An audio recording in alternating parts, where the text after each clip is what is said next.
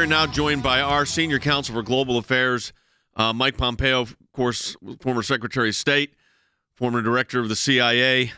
Mike, I want to start with this. President Biden, and we've been inundated with phone calls today from Americans, truck drivers, I'm sure listening on Sirius XM or other stations, and this is getting to be mind-numbing, the amount of money being paid for fuel.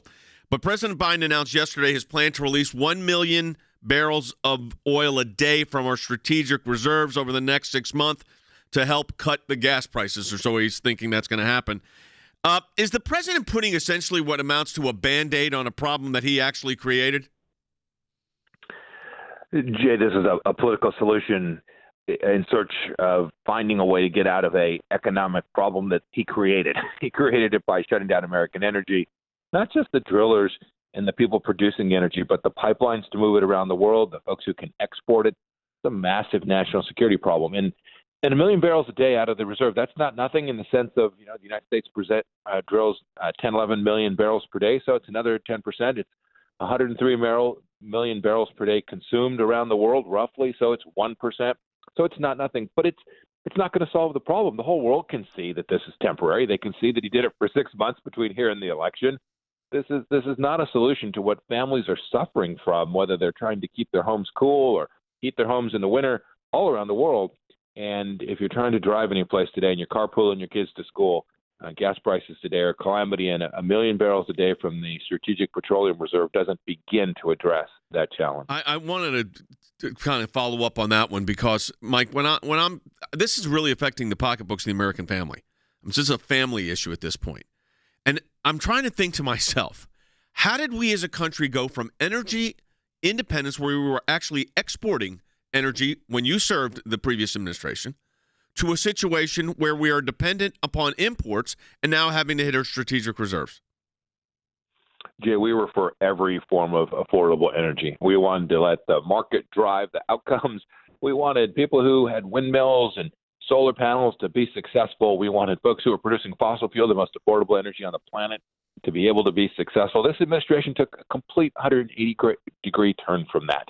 The president says he wants people to drill on federal lands, but then he's telling the folks who would provide them the capital to do that, nope, you got to comply with a set of environmental rules that are just crazy.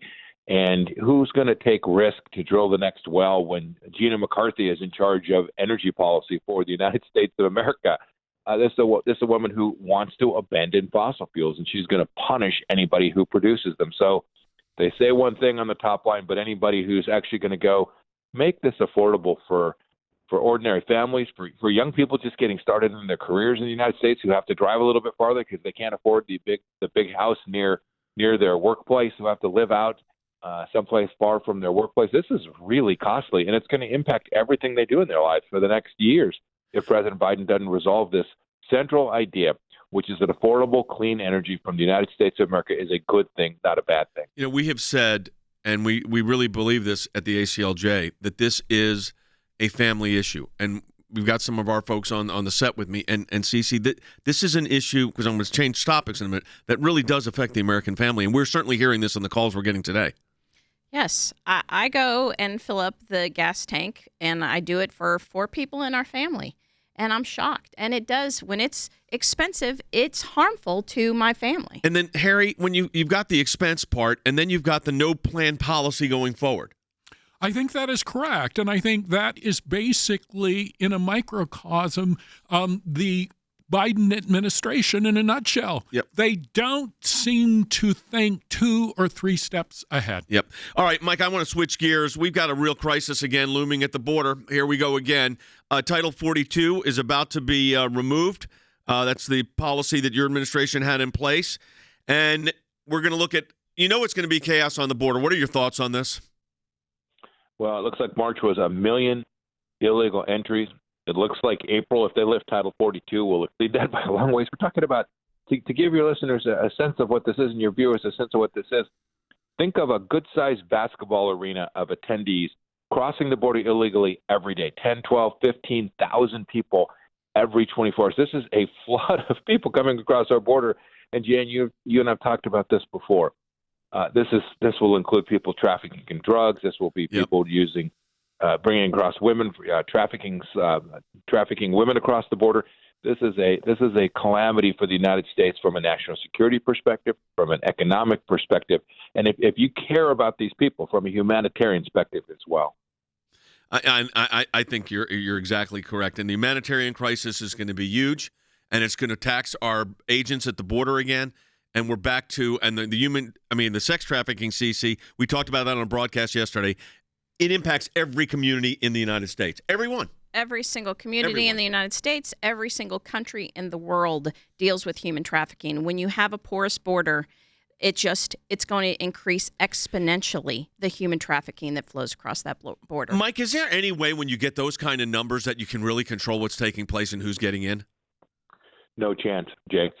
We saw it. As we brought the numbers down, we were able to get better control, have more knowledge, do deeper vetting, have a deeper understanding of what was actually taking place. When those numbers explode like that, I was at an airport in Southwest Texas just this week, and I had a CBP agent tell me that they were putting 300 people a day heading for Orlando, Florida. And I asked a few questions, and I don't want to put him in a bad spot, but suffice to say they don't know who's coming in. Whatever name they give them when they come across is the name they take.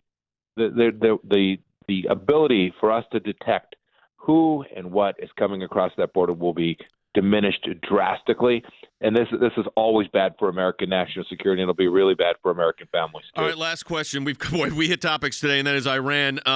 Representative, our friend Mike McCall, who's the lead Republican on the House Foreign Affairs Committee, says that House Democrats are privately becoming more and more skeptical of a nuclear deal. Dan Shapiro, the so-called Israel whisperer, was on the Iran negotiating committee, has left that position, saying he'll comment more if there's a deal. He's not sure there will be. What's your sense? Of course, you got Russia negotiating, which is absurd. It's absurd.